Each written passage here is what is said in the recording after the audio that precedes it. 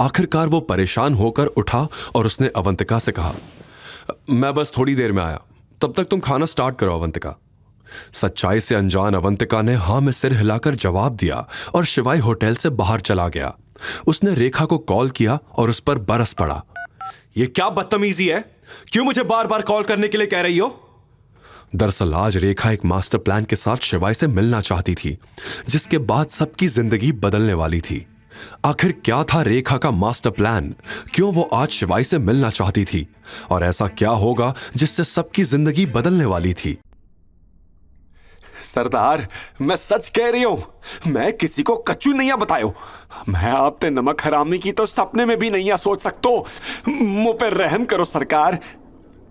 इंदौर से 70 किलोमीटर दूर चंबल के घने जंगलों में आज खौफ का मंजर था। भोलू बिहारी आज फिर से मौत का तांडव करने जा रहा था। दरअसल भोलू के अपने ही एक खास आदमी ने भोलू की सारी करतूतों का चिट्ठा पुलिस वालों को दे दिया था, जिसकी भनक भोलू को लग गई थी। इसलिए आज उस आदमी की जिंदगी का आखिरी दिन था और बाकियों के लिए एक सबक कि जो भी भोलू के खिलाफ कदम उठाएगा उसे तड़पा तड़पा कर मौत दी जाएगी। ये वो आदमी कुछ बोल ना सका और वहां केवल वीरान वादियों में एक दर्द भरी चीख गूंज उठी। भोलू बिहारी वहीं सामने पड़ी खटिया पर बैठ गया और पैर पर पैर टांगकर चिल्लम फूंकने लगा। भोलू इंसान के रूप में हैवान था, उससे रत्ती भर फर्क नहीं पड़ा। वहीं दूसरी तरफ नंदिनी भी इंदौर ग्रिल्स में अपने दोस्तों के साथ लंच करने पहुंच गई। वो सब रेस्टोरेंट में बैठकर मेन्यू पढ़ ही रहे थे कि तभी नंदिनी की दोस्त ने हंसते हुए कहा, अरे नंदिनी, तेरी बहन अवंतिका को मैंने अभी किसी के साथ रूम नंबर 27 में जाते हुए देखा। उसकी इतनी औकात कहां से कि वो इस 5 स्टार होटल में खाना खाए? तुम्हें गलतफहमी हुई होगी, वो अवंतिका नहीं होगी। नंदिनी ने मुंह बनाते हुए कहा, नहीं, मैं बिल्कुल श्योर हूं वो अवंतिका ही थी। तुम जाकर रूम नंबर 27 चेक करो। नंदिनी की दोस्त ने कहा। कुछ देर सोचने के बाद नंदिनी झटके से अपनी सीट से उठी और तेज कदमों से रूम नंबर 27 की तरफ बढ़ गई। दरवाजे के बाहर खड़े होकर उसने गहरी लंबी सांस ली और फिर दरवाजा नॉक किया।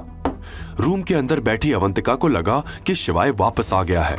उसने फौरन उठकर दरवाजा खोला, लेकिन सामने नंदिनी को खड़ा देखकर अवंतिका चौंक गई। अवंतिका कुछ बोल पाती उससे पहले ही नंदिनी ने उस पर अपने सवालों से चढ़ाई कर दी। आहा, ठाट तो देखो महारानी के, 5 स्टार में रंगरलिया मनाने आई है। चल हट, मुझे देखने तो दे किस रईसजादे के साथ मुंह काला करने आई है तू। तुम माँ बेटी मेरा पीछा क्यों नहीं छोड़ देती? जब अपनी दुनिया से निकाल ही दिया है तो फिर मेरा पीछा क्यों करती हो?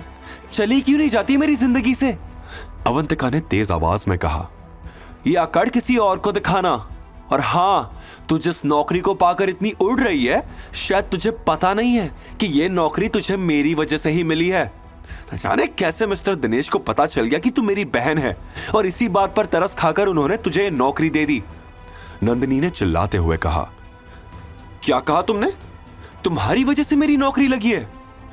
ध्यान से सुनो, मुझे ये नौकरी मेरी काबिलियत के दम पर मिली है।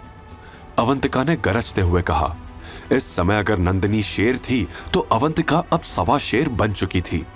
वहीं शिवाई होटल के बाहर रेखा से फोन पर बात कर रहा था।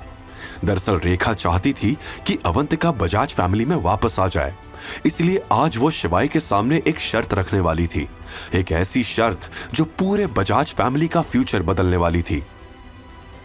अब क्या चाहिए आपको? क्यों मेरे पीछे हाथ धोकर पड़ी हो?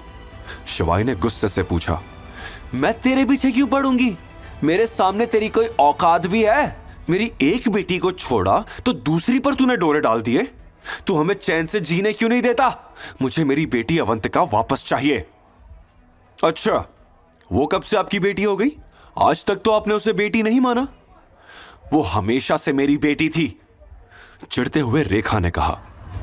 तुम्हें अवंतिका नहीं बल्कि उसके पैसे चाहिए। शिवाई ने रेखा को उसकी असलियत दिखा दी।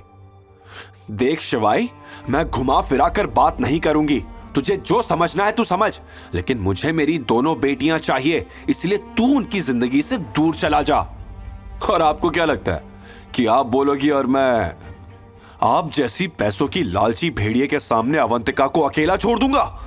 मेरी बात कान खोलकर सुनिए, अब मैं उसके साथ कुछ भी गलत होने नहीं दूंगा, शिवाई ने चेतावनी देते हुए कहा।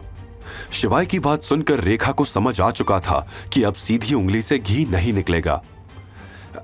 बेटा, मैं तो उसके ही भले के लिए बोल रही थी। बचपन से बेचारी की एक ही इच्छा थी कि वो अपना बर्थडे नंदिनी की तरह अच्छे से सेलिब्रेट कर सके। सोचा था कि अगर वो हमारी मदद करेगी तो मैं उसका भी बर्थडे धूमधाम से मनाऊंगी, रेखा ने प्यार से कहा। आगे की कहानी जानने के लिए देखिए अगला एपिसोड सिर्फ पॉकेट FM के YouTube चैनल पर। और शिवाय एक विनाशक के सारे एपिसोड्स को सुनने के लिए डिस्क्रिप्शन में दी लिंक से डाउनलोड करें पॉकेट FM ऐप।